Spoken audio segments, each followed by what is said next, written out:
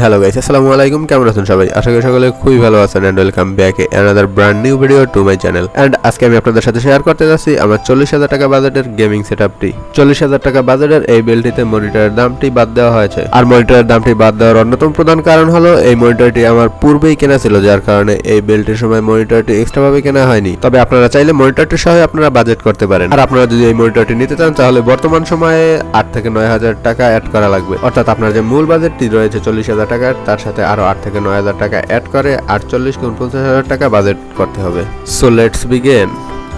So guys, প্রথমে বিলটিতে processor হিসেবে রয়েছে AMD Ryzen 5 Pro 4650G এর একটি প্রসেসর। প্রসেসরটির বর্তমান বাজার মূল্য 16,200 টাকা হলো যখন আমি এই পিসিটি বিল করি তখন আমার কাছ থেকে প্রসেসরটির দাম নেওয়া হয়েছিল 15,400 টাকা। কারণ আপনারা জানেন যে এইসব ইলেকট্রনিক্স পণ্যের দাম কিন্তু প্রতিদিনই ওঠানামা করে। সো আজকে একদম হলে পর কালকে কম হতে পারে, বেশিও হতে পারে। সুতরাং পিসি বিল্ডের পূর্বে দামের বিষয়গুলো কিন্তু অবশ্যই ভালোভাবে লক্ষ্য করবেন। So guys, Ryzen 5 Pro 4650G প্রসেসরটিতে রয়েছে 6টি কোর এবং 12টি থ্রেড এন্ড এর স্পিড রয়েছে 3.7 GHz, যেটা সর্বোচ্চ আপনি 4.2 GHz পর্যন্ত বুস্ট করতে পারবেন। এছাড়াও প্রসেসরটিতে রয়েছে Radeon 7 এর একটি শক্তিশালী গ্রাফিক্স, আর যার কারণে এই মুহূর্তে আপনার বেঁচে যাচ্ছে আলাদা একটি গ্রাফিক্স কার্ড কেনার টাকা। এন্ড প্রসেসরের পরেই আসি আমরা মাদারবোর্ডের দিকে। মাদারবোর্ড হিসাবে আমরা নিয়েছি গিগাবাইটের B550M S2H এর একটি AMD বেস মাদারবোর্ড। মাদারবোর্ডটিতে রয়েছে dual ultra fast NVMe supported. এছাড়াও রয়েছে 8GB Fusion 2.0 supported and high quality audio capacitor. And মাদারবোর্ডটি DDR4 এর 3200 MHz এর মেমরি সাপোর্টেড,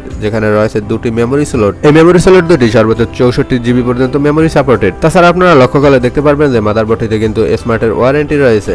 এছাড়াও মাদারবোর্ডটিতে স্পেশাল ফিচার হিসেবে পেয়ে যাবেন BIOS supported easy tune, fast boot, game boost, on off charge, 8GB fusion, smart backup system, information viewer, support for Q flash plus, support for Q flash and support for express install. And সবশেষে আপনি মাদারবোর্ডটিতে পেয়ে যাচ্ছেন 3 বছরের manufacturing warranty. And AMD base micro ATX এর এই মাদারবোর্ডটির মূল্য ধরা হয়েছিল 10,000 টাকা। এন্ড মাদারবোর্ডের পরে যে জিনিসটি সবচেয়ে গুরুত্বপূর্ণ সেটি হলো র্যাম।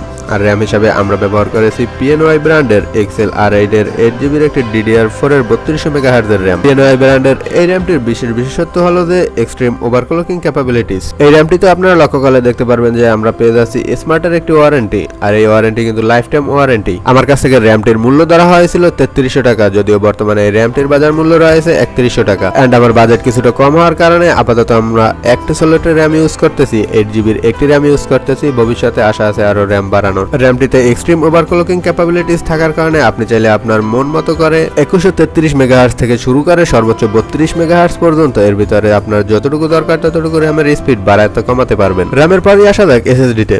আর SSD হিসেবে আমি ইউজ করেছি এডাটা ব্র্যান্ডের 128GB এর একটি SSD, যেটি কিনা M.2 NVMe একটি XPG SX6000 light SSD।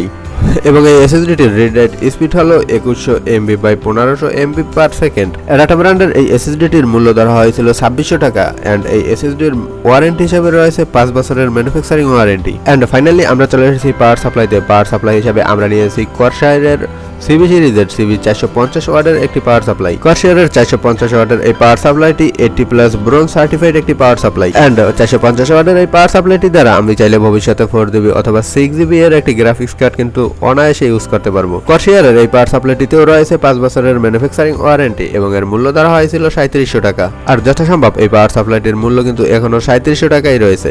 And finally আমরা চলে আসলাম আমাদের মাউস কিবোর্ডের দিকে। এন্ড আজকের বিল্ডে মাউস হিসেবে আমি নিয়েছি ফান্টেক ব্র্যান্ডের একটি 8GB গেমিং মাউস। ফান্টেক ব্র্যান্ডের এই মাউসটির মডেল হলো থর X9। সাইড প্যানেলে দুটি বাটন সহ মাউসটিতে রয়েছে টোটাল 7টি বাটন। মাউসটির নির্দিষ্ট সফটওয়্যার দ্বারা এই মাউসটি কন্ট্রোল করা যাবে। এন্ড মাউসটির সর্বোচ্চ DPI হলো 4800। এন্ড মাউসটির মূল্য ধরা হয়েছিল 950 টাকা।